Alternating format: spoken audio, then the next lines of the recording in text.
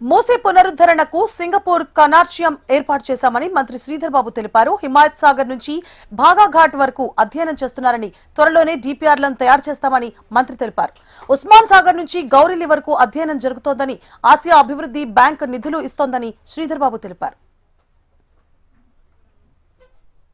నది తీర అభివృద్ధి ప్రాజెక్టు కోసం సమగ్ర బృహత్ ప్రణాళికను రూపొందించడానికి మెసర్స్ మీన్హార్ట్ లీడ్ మెంబర్గా, Messrs Cushman and Wakefield India private limited, Messrs RIOS design studio private లిమిటెడ్తో కూడిన కన్సార్షియంని ఎంఆర్డిసిఎల్ నియుక్తం చేసింది. ఉస్మాన్ సాగర్ నుండి గౌరెల్లి వరకు, హిమాయత్ సాగర్ నుండి బాపుఘాట్ వరకు కన్సార్షియం అధ్యయనం కానీ ప్రణాళిక విశ్లేషణ డిజైన్ తయారు చేసి 18 నెలలలోపు ఈ క్రింది డిపిఆర్లను సమర్పిస్తుంది. అధ్యక్ష,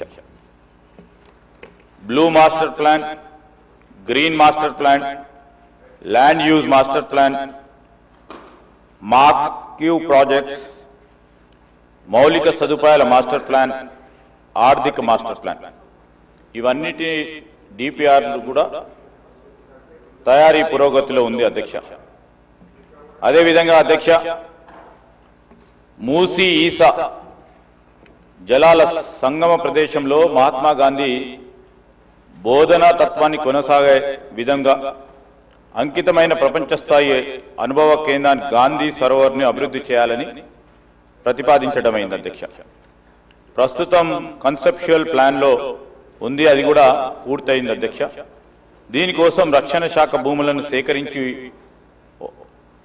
అవసరం ఉంటుంది.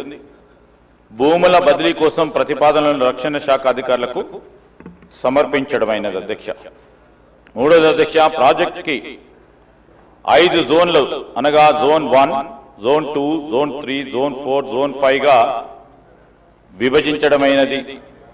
మొదటి దశలోని 55 కిలోమీటర్లకు గాను 21 కిలోమీటర్ ఉస్మాన్ సాగర్, హిమాయత్ సాగర్ నుండి బాపుఘాట్ వరకు గల జోన్ 1 రీచ్ని ఎంఆర్డిసిఎల్ చేపడుతుంది. అధ్యక్ష, ఆసియా అభివృద్ధి బ్యాంక్ ఏడిబి 4100 కోట్ల దాదాపు 500 మిలియన్ల యుఎస్డి నిధులను ఇవ్వడానికి సూచనప్రాయంగా అంగీకరించింది.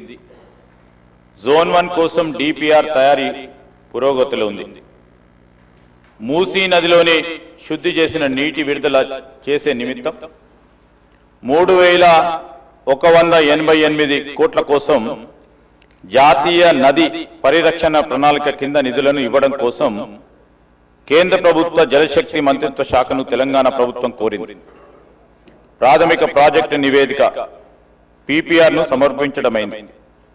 కేంద్ర ప్రభుత్వం నుండి అనుమతి అందిన మీదట డిపిఆర్ను తయారు చేసి కేంద్ర ప్రభుత్వానికి సమర్పించడం జరుగుతుంది. హిమాయత్ సాగర్, ఉస్మాన్ సాగర్ నుండి బాపుఘాట్ వరకు ఈ నది సరిహద్దులను గుర్తించే పని పురోగతిలో ఉంది.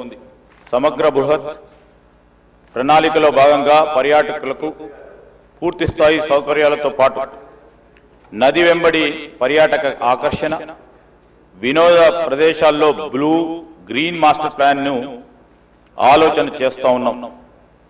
ఈ ప్రశ్నకు సంబంధించి మూసీ నదిని శుభ్రపరచడం కోసం నివేదిక పురోగతిలో ఉంది. తదుపరి ఎస్టీపీలను, మురుగునీటి నిరోధం, మళ్లింపు నిర్మాణాలు, ట్రంక్ మురుగు కాలువల బృహత్ ప్రణాళిక ప్రతిపాదనలు భాగంగా ఉన్నాయి. హెచ్ఎండబ్ల్యూఎస్ఎస్బి నీటి హిమాయత్ సాగర్, ఉస్మాన్ సాగర్లోకి పంపు చేయడానికి చేపట్టింది. మూసీ నదిలోకి ఎప్పటికప్పుడు విడుదల చేయడానికి 2.5 టీఎంసీ నీళ్లను రిజర్వ్ చేయడం జరిగింది.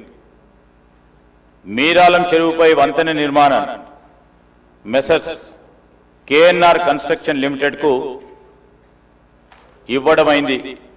11/10/2025 తేదీల ఎంఏయుడి శాఖ GOMS 791 ప్రకారం అంగీకార లేఖ LOIని కూడా జారీ చేయడం జరిగిందని మీ ద్వారా గౌరవ సభ్యులకు తెలియజేస్తా ఉన్నాను.